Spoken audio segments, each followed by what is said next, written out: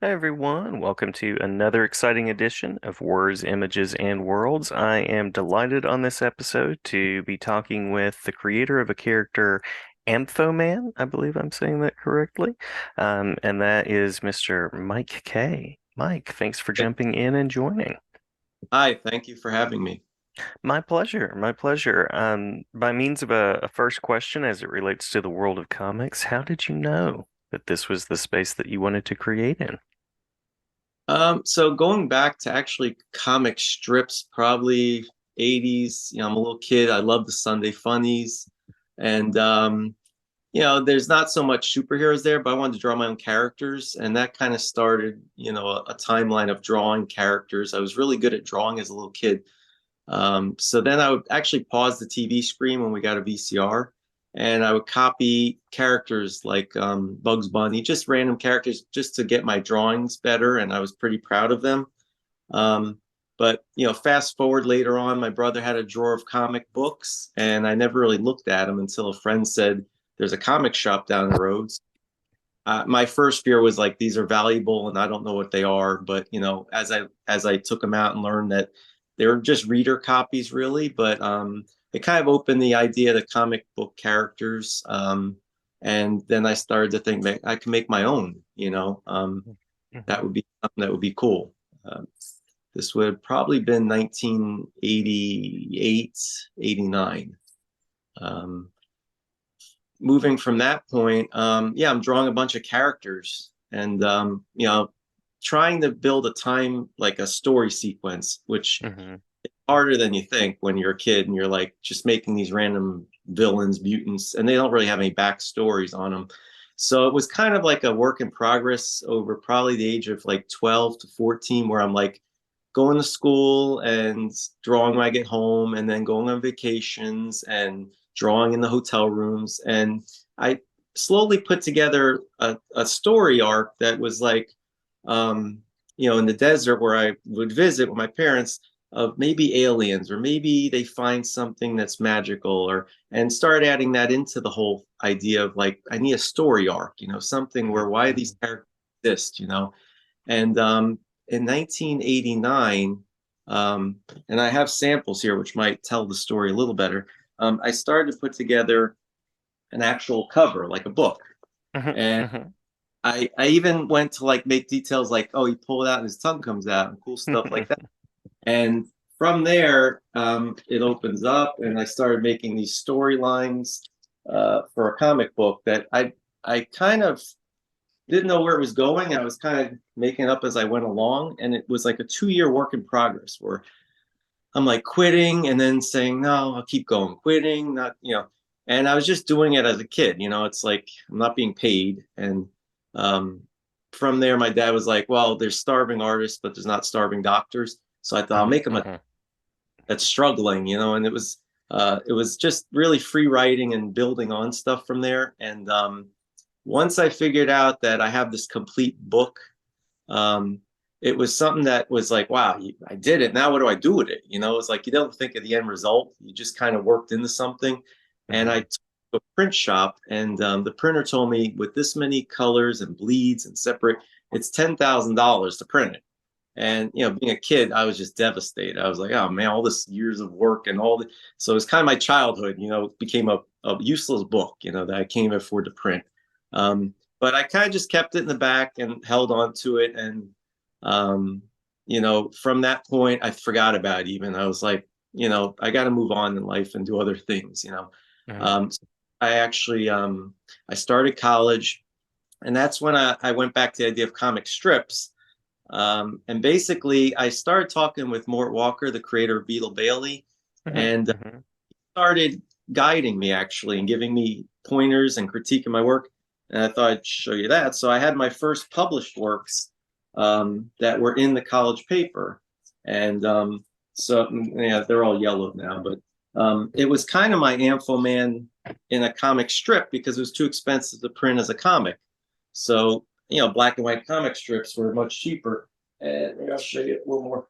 So I had these were literally published for 2 years. And there's a letter from Mort himself. He Ah. encouraged Mort on it.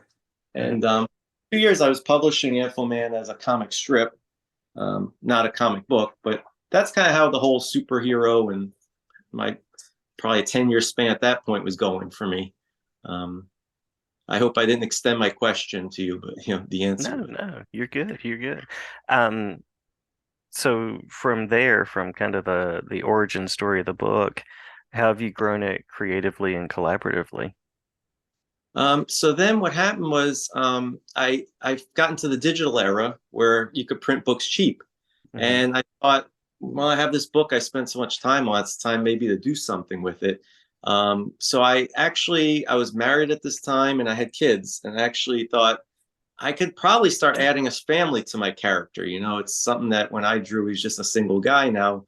And I asked my wife, what do you think's missing? And she said, women are missing from your book. And I thought, yeah, kid, you don't think about that, when you're a kid. So I thought, well, we need I made a shadow witch. I figured we would have a character that kind of reads your makes your shadows turn to life and kind of just plays tarot cards. And so I put that into one of the Ampho Man books, and it kind of started just going on to that point where I'm like building characters from 20 years ago that I had stalled with my original story, and I'm kind of adding into my new story now, making more depth to all of it, and adding more angles to it as an adult. Hmm. And Hmm. so it's really been a life's work for me in a way that has stayed with me. Um, and so, the new character, Ulrich Jules, it's basically a prequel to Ampho Man. It's basically his human form, if you will. Hmm. Um, and originally, when I first created Ulrich Jules back at Ampho Man, I spelled it Joules because jewels are like chemistry energy. And I feel that when he finds all his powerful gems, they have energy that's kind of hidden in them. Hmm. Um, my father actually had drawn he passed away a long time ago, but he originally had drawn and spelled it Jewels. So I kind of did that as, for him in a sense when I published this latest work where I spelled it back to the original way that he misspelled it. 'Cause, Ah, they are jewels that he finds, but they contain jewels of energy. So it's kind of a double spelling of the word, I suppose. that Um, explains why I've seen it both ways. Okay. All right. Yeah. Yeah. So if listeners out there want to see more, if they want to purchase a copy, if they want to explore, where are some spaces where they might connect with you? so I'm the old school. Email me. I don't have any website. I'll use Facebook. How we've met. Hmm. Um, Hmm. pretty much. kpeople@hotmail.com. I've had that for like 20 years. That email. So people have directly messaged me, and I do have some remaining copies of the new one, Ulrich Jules. Limited supply because it's sold out. The publisher told me it's sold out. Book two is not released yet. I don't know if it's this year or when, but I have a handful of number one. It's a two-part series, so that's the half you'll need if you want number two. You'll have both. And really, Facebook. I mean, I love going to the cons, but I can't afford them unless I'm invited. So I've been lucky Hmm. enough to MegaCon, and this one was Plasticon, and I get to meet fans, and that's amazing. That we get to connect and talk about stuff. And so I think it's more like the passion of it that I Hmm. love people, and then it just makes all that better to want to keep creating. Yeah. Um, so that's pretty much where.